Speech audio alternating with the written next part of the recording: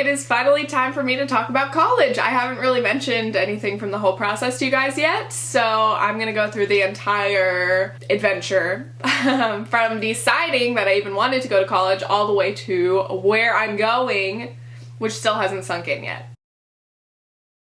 Okay, first thing, Brooke asked a ton of questions, but I'm gonna answer when I decided that I 100% even wanted to go to college. So I graduated last year, class of 2014, and by about October, just working like full time and all my friends being away at school, I was thinking about what I was gonna do in the future. Basically at that point, I was like, I don't know if I wanna go 100%, but I have to apply now to make sure that I can go if I wanted to go by the time it's fall. So I'm really glad that I did that because I'm excited and ready for college now. But I'm also really glad that I took my gap year because it's given me the time to figure all this out and I wasn't stressed out at all. I was ready with my transcripts and my grades. I graduated with like a 4.0, so I thought that I could basically pick whatever schools that I thought I wanted to go to. I did have to take the SAT because I didn't take it at any time in high school. So I took that and waited for my results. I got a 1970, which is pretty good. I was very mad that I didn't break 2000, but whatever. I could have done better, but I just wanted to get a score because it's required. The number one thing I was looking for in a college, basically I never had a dream school. Like a lot of people have a dream school or a top like however many schools that they really know that they would like to go to. I didn't really have any of those. Up until about senior year, I thought I wanted to go to Chapman University because they have a really good film school, but Chapman's too close to where I already live and I just decided I wasn't sure about it and I didn't really want to go there anymore. So looking for colleges this time, I had no idea where to begin. But number one, I was looking for a place that I had a reason to be there. So I was only looking at schools in Los Angeles because the whole industry's there, it would make sense YouTube-wise, and McKenna's there. And then in New Orleans. I didn't want to go to some other location that was far away from everybody and be at a place that I didn't really have a reason to be. So that was most important to me. How did I decide what schools to apply to?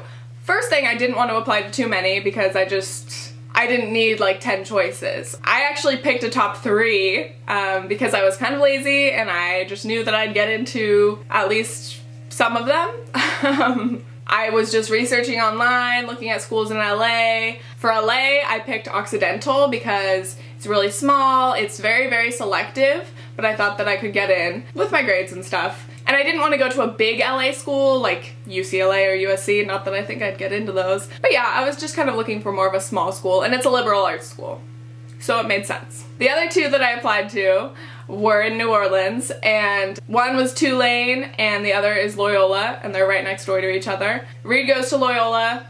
Tulane is a lot bigger of a school, but Loyola is more focused on arts. So either way, I thought, those work. Sure, I'll pick those. I know most people apply to a ton more schools, and I probably would recommend that to most people, but just for me, basically, my thought process was, I'll just apply to these schools. If I get in, that's great. If the financial aid works out and it all makes sense money-wise, then I'll go. What do colleges really care about when looking at your app? This is something that almost nobody really knows for sure. But number one, just don't worry about it because you can stress out about things that you think you don't have enough of or whatever. But honestly, if you've done the best you can in high school, you've filled out your application with everything that you can possibly put on there, then that's all you can do, okay? But some college search websites do show you what the college values most. So either grades or extracurriculars or a combination. So you can check that out to help you kind of narrow your search.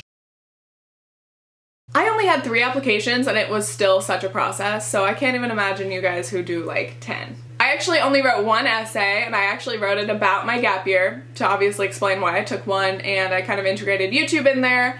So it was easy. I was just writing about myself and where I'm at right now. Another thing that you have to consider about applications is that most of them have an application fee. I think only one of my schools had a fee, and that was Occidental. I think it cost $60. And then my other 2 apps were free, so that's actually not too bad. By the way, I was figuring this entire thing out by myself. I did everything on my own, and I paid for everything on my own, so it was a big process. You also have to remember that sending in your transcripts and other things, you're sending in your scores, whatever, can sometimes cost additional money. So there ends up being a lot of hidden expenses. Okay, the waiting for admission decisions. All of my decisions took so long because I decided so late that I even wanted to apply. I couldn't apply to any school's early decision because I'd already missed the deadlines. So I just applied regular decision, which is like January, to all 3 schools. And then they tell you that you'll get your admission decision sometime before April 1st. And I was like, oh my god, I can't wait this long to figure out what I'm doing. The first decision I received was from Loyola, and I got accepted, but I already kind of knew that because it was kind of my safety school, so that was whatever. I didn't really have an emotional response to any of my admission decisions. I was just like, oh, okay, on to the next one. The next one I got was Occidental, and I was rejected. That's okay. I just wanted to apply to a school in LA to have like a chance of maybe going there, but I was pretty sure that I wasn't gonna go there, so it's fine. Also, like I said, Occidental is very selective and they have a very, very small freshman size, so they have to be very picky. I'm fine with it. And then finally I got my decision from Tulane and I was waitlisted, so I got one of each, an acceptance, a rejection, and a waitlist. I decided to stay on the waitlist for Tulane just to see if maybe I'd get accepted, but at that point I was like, okay, you basically have to consider a waitlist as a rejection, mostly, and keep moving forward. Financial issues. Okay, so yeah, one main thing that I promised myself in my college search was that I would not go to college if it was going to ruin my future financially. I didn't want to get myself in a lot of debt. So I filled out the FAFSA and I was going to see what my scholarships and grants would be. Luckily for Loyola, it is a private school. All the schools I applied to are private. Private schools are super expensive, but usually they're a lot more generous giving out scholarships and grants. So, fun fact, my family is kind of broke, so the FAFSA gave us our like maximum benefit, which is totally useful. For the first time in my life, I'm like, hey, I'm getting some benefits from this, but it's all good. So Loyola's total cost is around $50,000 a year, but I got about 40 something thousand in scholarships, grants, free money, and then they're only asking me to do a few thousand in loans, and that's totally fine. A few thousand each year for a $50,000 education, that works for me. I did apply for a couple of outside scholarships, but I didn't really like them. I don't like the whole process, and I don't know, it's kind of weird to me. I was mostly just banking on the school's scholarships and grants, which works out fine for me. And of course, everybody tells you there's free money everywhere, apply to all these scholarships, but like, I think it's kind of a waste of my time because I just didn't know where to look and I didn't want to invest too much time in like all these scholarships that I didn't even know how they work, so I'm not very helpful with a scholarship search. Will you be working during summer or just using savings and working during the summer? I'm still working probably all the way right up until I go to school, and part of my financial aid packet is work study, so they would expect me to be working some amount, but I'm trying to get out of that and I might just take out the loans to cover that because I just want to give myself a break. I've been working my entire time since I was 16. So that's almost 4 years and I'm just tired, and going back to school is going to take a lot of energy, so I'm going to try to not have to work at least for a semester of freshman year. But I am trying to work during this summer and save as much, but I'm kind of broke already, so I need to work on that. Also, these video contests that I'm doing, hopefully I win some of them because that would be amazing and totally help me cover a lot of the costs of school. Once again, that show reel contest that I needed you guys to share, it turns out you guys were all sharing before the sharing period begun, so I'm really upset. I don't think any of those shares counted. So if you guys could please go to the submission in my bio, go to the submission, click the share to Facebook, Twitter, or Pinterest button on the submission, please and thank you. I need money for college and it's so annoying. But I am still going to be continuing with video contests. Hopefully I win some because that would help out so much.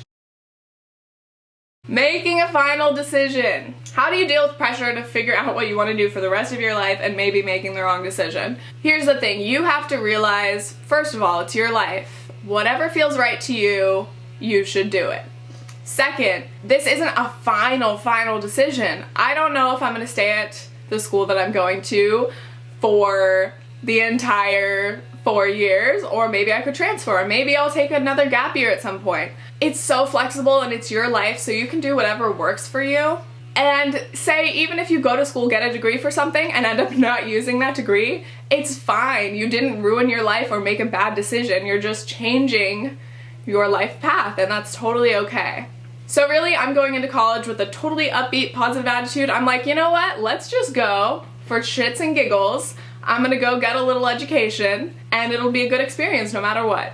What helped me decide what college and which major? So, in my situation, with my very limited selection, I only got accepted to 1 school out of 3, and the other 2 were extremely selective. So I'm totally okay with that. So, I am officially going to Loyola University, New Orleans. Oh my god, it feels so weird to say that. I also don't know how to pronounce New Orleans, like the locals.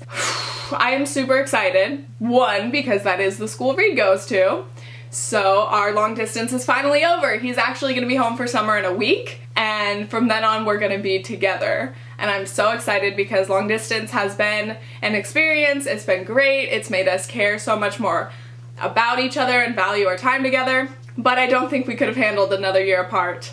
And I'll make a whole another video with him about surviving long distance. But I really want to emphasize that on one hand, yes, I am choosing a particular school because of a boy, but in my case I think it's totally okay. If I had my own dream school and decided to not go there and to go follow a boyfriend, that would be bad.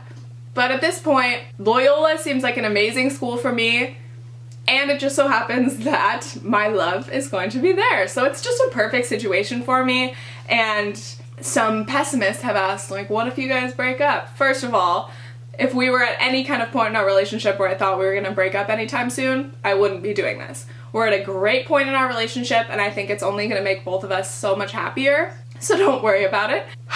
But I'm really excited. And my major is going to be, I applied it as an English major, which is where the film track is, but I also want to take some theater drama classes, so I might end up a little mix of the two, but I'm doing it. I'm living the dream. I'm gonna be a theater nerd.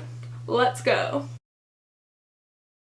And just other college life questions. Some of you guys were asking me questions about college as if I was already in it. I'm not in college yet, guys. I don't know these things yet. Am I excited about housing dorms? I've shared a room with my sister for most of my life, so I'm definitely used to having a roommate. And also the size of the dorm doesn't matter. That's part of the experience. I can live with it. Hopefully I just find a roommate who's nice and we can live together.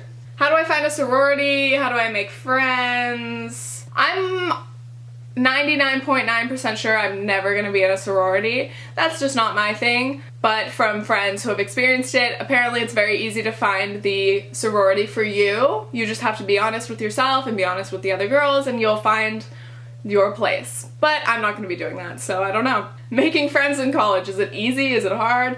I don't know yet. I hope that I will be making some friends. But everybody's in the same boat, so it's okay.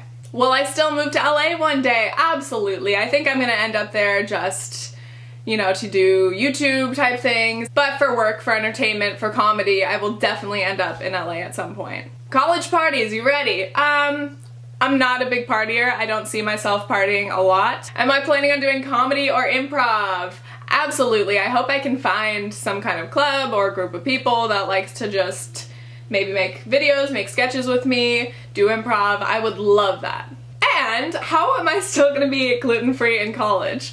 Ugh, this is gonna be very difficult. I have a meal plan and I'll be eating in the cafeteria, but of course my choices are gonna be very limited, and also I'm not gonna have access to like a regular kitchen, pantry, storage as I'm used to at home. But I'll be able to make it work. I mean, I'm gonna have to, otherwise I'll starve. I'll probably just have to make like weekly trips to a store and get gluten-free stuff and get some fresh produce to put in my room. I don't know, maybe I'll just live off bananas and gluten-free bread. Thank you guys for listening. This was a lot of information. I'm so excited I'm going to college. If any of you guys are also going to college and I'm gonna be in your grade now, let me know where you're going. I'm so excited for all of us. Let's go. Okay, thanks, bye.